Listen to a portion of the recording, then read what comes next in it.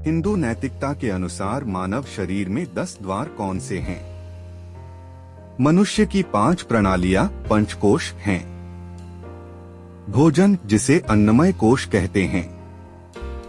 Oxygen युक्त वायु, जिसे प्राणमय कोश कहते हैं। मन, जिसे मनोमय कोश कहते हैं। बुद्धि, जिसे विज्ञानमय कोश कहते हैं, और निरंतर सुख, जिसे आनंदमय कोश कहते हैं। जिस क्रम में इन प्रणालियों का वर्णन किया गया है, उससे पता चलता है कि आत्मा का अंतिम लक्ष्य निरंतर खुश रहना है। वेद में इन सभी 5 प्रणालियों को ब्रह्मा कहा गया है।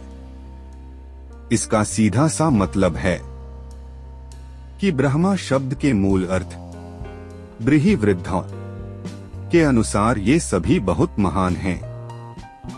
हालांकि 5 में से प्रत्येक बहुत महत्वपूर्ण है।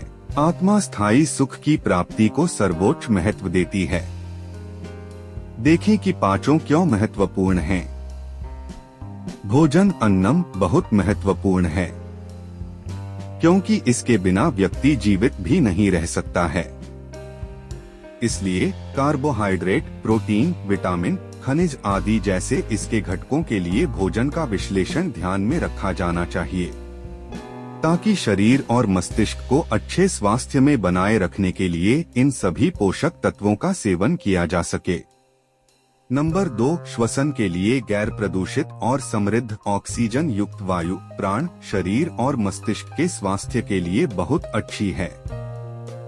ऑक्सीजन शरीर में सभी शारीरिक कार्यों के लिए ऊर्जा जारी करती है। सांस के साथ ली गई ऑक्सीजन का लगभग 20% मस्तिष्क को अच्छे स्वास्थ्य को बनाए रखने के लिए जाता है। ऋषि इस अच्छी हवा के लिए शहरों को छोड़कर जंगलों में रहते। शरीर और मन जुड़े हुए हैं, और यदि एक खराब होता है तो दूसरा भी खराब हो जाता है। 3, मन खुश स्माइली को कुछ नियमों के साथ कड़े नियंत्रण में रखा जाना चाहिए। मन एक विचार, संकल्प बनाता है और तुरंत ही दूसरा विचार, विकल्प भी बना लेता है। मन ही इंद्रिय घोड़ों को नियंत्रित करने वाली लगाम है। मन अपने आप कोई निर्णय नहीं ले सकता, क्योंकि वह बुद्धि के हाथ में है। 4, बुद्धि विज्ञानमय कोश का निर्माण करती है, और यह रथ का चालक है। यह मन की लगाम को अपने नियंत्रण में रखती है। तार्किक विश्लेषण बुद्धि की वह शक्ति है जिसकी सहायता से यह मन के माध्यम से इंद्रियों को नियंत्रित करती है। बुद्धि द्वारा तय किए गए विचार मूल अहंकार में विचार है। यह व्यक्तिगत आत्मा, जीव का हिस्सा है। वैयक्तिक आत्मा को कभी कभी बस आत्मा कहा जाता है, और यह कार में बैठा मालिक होता है। शरीर कार की तरह है। सिस्टम का पूरा समूह ड्राइवर के हाथों में है, जो बुद्धि है। मालिक का भाग्य भी बुद्धि चालक के हाथों में है। 5, निरंतर खुशी, आनंद, मालिक या व्यक्तिगत आत्मा, जीव द्वारा प्राप्त किया जाने वाला अंतिम लक्ष्य है, जो शरीर वाहन में यात्रा कर रहा है। कुछ लोग सोचते हैं कि आत्मा आनंद या निरंतर खुशी है। वे सोचते हैं कि आत्मा आनंद का एक रूप है, लेकिन आत्मा शुद्ध जागरूकता है, और इसे आनंदमय तभी कहा जाता है जब यह आनंद के साथ मिश्रित हो। माया, मायात प्रत्यय शब्द न केवल परिवर्तन, विकार को दर्शाता है, बल्कि प्रबलता, प्राकुर्य को भी दर्शाता है। इसलिए आनंद आत्मा नहीं है, न ही आत्मा संशोधित आनंद है। जब यह शुद्ध जागरूकता शरीर आत्मा तीक्ष्ण विश्लेषण के साथ मिश्रित होती है, तो इसे बुद्धि कहा जाता है। इसलिए शुद्ध जागरूकता या आत्मा बुद्धि विज्ञानमय और निरंतर खुशी आनंदमय की आत्मा है। यही यह पूर्वस्य का अर्थ है। बुद्धि गले में सोने की माला की तरह है, जबकि आनंद सिर पर सोने के मुकुट की तरह है। इन दोनों का घनिष्ठ संबंध यह बताता है कि बुद्धि से युक्त आत्मा निरंतर सुखी रहती है, क्योंकि बौद्धिक विश्लेषण आत्मा को हमेशा स्थायी सुख पाने की सही दिशा में ले जाता है। यह वैसा ही है जैसे गाड़ी का चालक गाड़ी के मालिक को सही रास्ते पर ले जाकर सुख की मंजिल तक पहुंचाता है। जब कल्पनीय आत्मा भी आनंदमय नहीं है, तो अकल्पनीय ईश्वर कैसे आनंदमय हो सकता है? आनंद केवल आत्मा का गुण है, आत्मा स्वयं नहीं है। आत्मा कभी कभी दुख से भी जुड़ी होती है, जो सुख नहीं है। यदि आप कहते हैं कि आत्मा आनंद से जुड़ी है, तो यह पहले बुद्धि से भी जुड़ी रही होगी, यह पूर्वस्य, क्योंकि बौद्धिक विश्लेषण ही आत्मा को सुख प्रदान करता है। जब तक आत्मा या शुद्ध चेतना सुख से अलग नहीं होती, तब तक आत्मा को सुखी होने के लिए आनंद से जुड़ने की कोई आवश्यकता नहीं है। यदि आनंद एक स्वतंत्र वस्तु होती, तो आनंद बनने के लिए बुद्धि से पहले के जुड़ाव की कोई आवश्यकता नहीं होती। अधिक स्पष्टीकरण के लिए इसका अर्थ है कि चेतना या आत्मा एक स्वतंत्र वस्तु है, जिसे मन या बुद्धि से जोड़ा जा सकता है। आत्मा या चेतना आनंद से या मन से या बुद्धि से जुड़ी हो सकती है। जागरूकता के जुड़ाव के बिना मन, बुद्धि या आनंद का अस्तित्व नहीं हो सकता। जागरूकता की विचार क्रिया मन है। निष्कर्ष पर पहुंचने के लिए विश्लेषण करने वाली जागरूकता की क्रिया बुद्धि है, और अत्यधिक सुख उत्पन्न करने वाली जागरूकता की क्रिया आनंद है। जागरूकता अपने आप में आनंद नहीं है। यदि ऐसा होता, तो कोई भी आत्मा, जागरूकता, कभी दुखी नहीं होती। बुद्धि के साथ जुड़ी जागरूकता चरम सुख या आनंद की ओर ले जाती है, जो बुद्धि के बाद अगला चरण है। यदि जागरूकता स्वयं आनंद होती, तो जागरूकता के साथ जुड़ी बुद्धि का अर्थ होता कि बुद्धि पहले से ही आनंद से जुड़ी है। उस स्थिति में आनंद, आनंदमय कोश नामक एक अलग प्रणाली की आवश्यकता नहीं होगी। लेकिन कहा जाता है कि आनंद बुद्धि को पार करने के बाद ही आता है। विज्ञानमय आत्मान उपसंक्रमणीय वेद। उस स्थिति में जागरूकता से जुड़े मन का भी अर्थ होगा कि मन हमेशा आनंद से जुड़ा होता है। तब मन के बाद बुद्धि और आनंद की अलग अलग कोई आवश्यकता नहीं होगी, क्योंकि मन ही आनंद होगा। इसलिए जागरूकता अपने आप में आनंद नहीं है, बल्कि वह जागरूकता आनंद से जुड़ी है। शुद्ध जागरूकता, शरीर आत्मा, जब विश्लेषण से जुड़ी होती है, तो वह बुद्धि है। जब अलग अलग विचारों से जुड़ी होती है, तो वह मन है, और जब निरंतर सुख से जुड़ी होती है, तो वह आनंद है। लोग कहते हैं कि आत्मा सच्चिदानंद है। सत का अर्थ है अस्तित्व। आत्मा का केवल सापेक्ष अस्तित्व है। केवल ईश्वर का ही पूर्ण अस्तित्व है।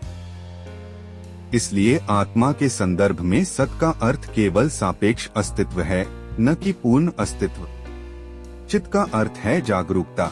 इसका अर्थ है कि आत्मा शुद्ध जागरूकता है। आनंद का अर्थ है निरंतर खुशी। यह केवल एक गुण है जिससे आत्मा जुड़ी हुई है। इसलिए आत्मा स्वयं निरंतर खुशी या आनंद नहीं है। यदि आप सच्चिदानंद शब्द को ईश्वर पर लागू करने का प्रयास करते हैं, तो सत का अर्थ पूर्ण वास्तविकता या पूर्ण अस्तित्व है, जो कि अकल्पनीय है। लेकिन वह अकल्पनीय वास्तविकता कल्पनीय जागरूकता या चित नहीं हो सकती। आनंद या निरंतर खुशी न तो ईश्वर है और न ही आत्मा, क्योंकि यह केवल एक अवस्था या गुण है जिसे ईश्वर या आत्मा में से किसी के साथ जोड़ा जा सकता है। आत्मा कल्पनीय जागरूकता है और ईश्वर अकल्पनीय जागरूकता है, लेकिन मात्रात्मक दृष्टि से दोनों अलग अलग हैं, क्योंकि ईश्वर सब कुछ जानता है, जबकि आत्मा बहुत कम जानती है।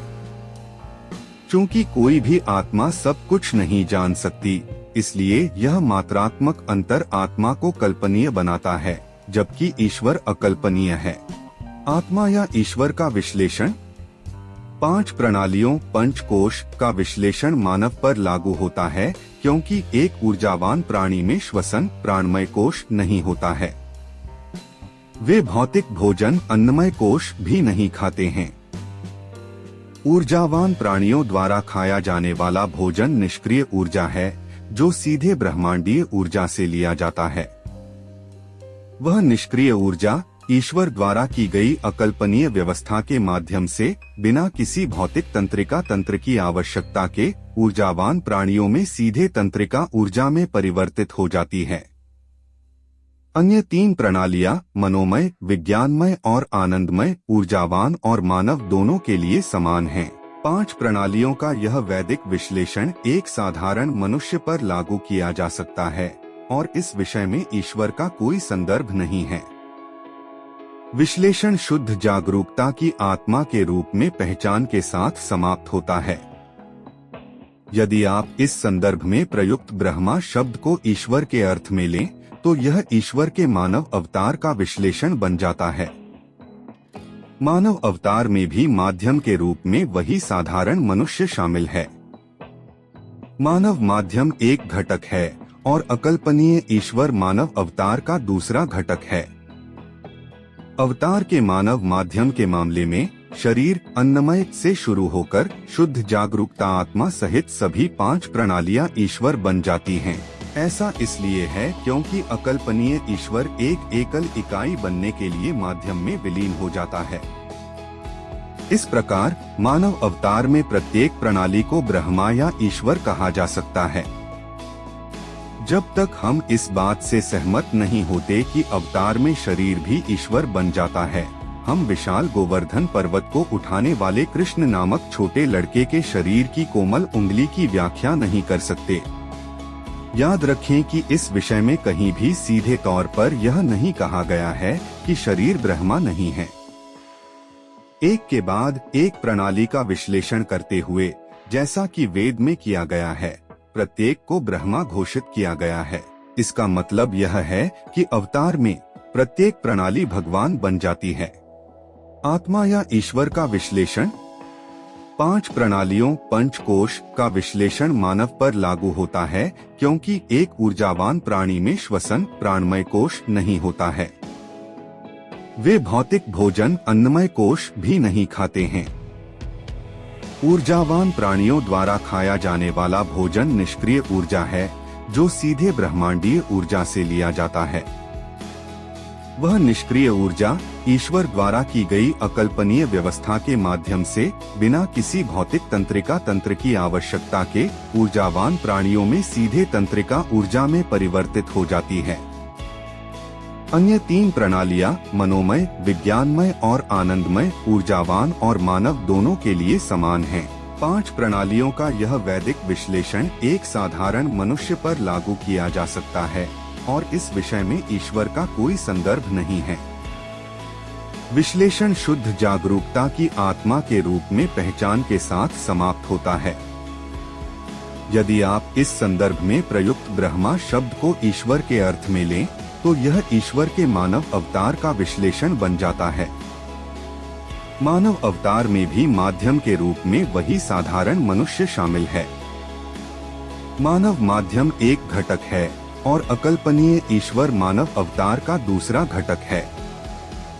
अवतार के मानव माध्यम के मामले में शरीर अन्नमय से शुरू होकर शुद्ध जागरूकता आत्मा सहित सभी 5 प्रणालियां ईश्वर बन जाती हैं। ऐसा इसलिए है क्योंकि अकल्पनीय ईश्वर एक एकल इकाई बनने के लिए माध्यम में विलीन हो जाता है। इस प्रकार मानव अवतार में प्रत्येक प्रणाली को ब्रह्मा या ईश्वर कहा जा सकता है। जब तक हम इस बात से सहमत नहीं होते कि अवतार में शरीर भी ईश्वर बन जाता है, हम विशाल गोवर्धन पर्वत को उठाने वाले कृष्ण नामक छोटे लड़के के शरीर की कोमल उंगली की व्याख्या नहीं कर सकते। याद रखें कि इस विषय में कहीं भी सीधे तौर पर यह नहीं कहा गया है कि शरीर ब्रह्मा नहीं है। एक के बाद एक प्रणाली का विश्लेषण करते हुए, जैसा कि वेद में किया गया है, प्रत्येक को ब्रह्मा घोषित किया गया है। इसका मतलब यह है कि अवतार में प्रत्येक प्रणाली भगवान बन जाती है। अकल्पनीय भगवान, भगवान दत्ता की आत्मा, भगवान विष्णु की आत्मा और कृष्ण की आत्मा एक दूसरे के साथ एक के रूप में विलीन पाए जाते हैं। अकल्पनीय भगवान भगवान दत्ता का ऊर्जावान शरीर और भगवान विष्णु का ऊर्जावान शरीर कृष्ण के भौतिक शरीर के साथ विलीन पाया जाता है। अन्नमय और प्राणमय जो भौतिक शरीर और ऊर्जा को मुक्त करने वाली श्वसन प्रणाली हैं, कृष्ण नामक मानवकटक से संबंधित हैं। भगवान दत्त और भगवान विष्णु के ऊर्जावान शरीर भगवान कृष्ण के भौतिक शरीर में विलीन हो गए हैं। तीनों की आत्माएं भगवान दत्त, भगवान विष्णु और भगवान कृष्ण एक साथ विलीन हो गई हैं। अकल्पनीय भगवान सभी घटकों के साथ विलीन हो गए हैं और इसलिए अंततः कृष्ण और अकल्पनीय भगवान के बीच कोई अंतर नहीं है।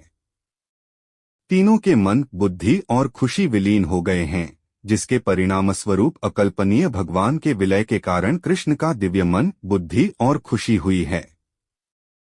अकल्पनीय ईश्वर के विलय के कारण ही भगवान दत्त और भगवान विष्णु के ऊर्जावान शरीरों के साथ विलीन होने वाले कृष्ण का शरीर भी दिव्य हो जाता है।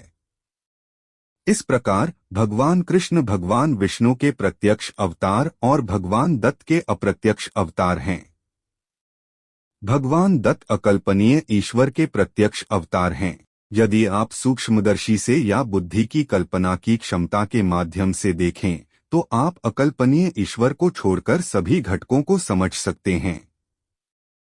हम कह सकते हैं कि अकल्पनीय भगवान शरीर के स्वामी हैं और कृष्ण का बाकी सब शरीर है। अकल्पनीय भगवान को कुछ समय के लिए अलग रखते हुए आप प्रत्येक अवतार को एक एक करके ले सकते हैं। दत्त का ऊर्जावान शरीर है और दत्त की आत्मा शरीर है। इसी तरह विष्णु का ऊर्जावान शरीर विष्णु का शरीर है, जो विष्णु की आत्मा को ढकता है, जो शरीर है। इसी तरह कृष्ण का भौतिक शरीर है, जो शरीर को ढकता है, जो कृष्ण की आत्मा है। कृष्ण, विष्णु और दत्त के सभी चमत्कारी ज्ञान और चमत्कार केवल अदृश्य और अकल्पनीय ईश्वर परब्रह्म के कारण हैं। वे परम शरीरक हैं।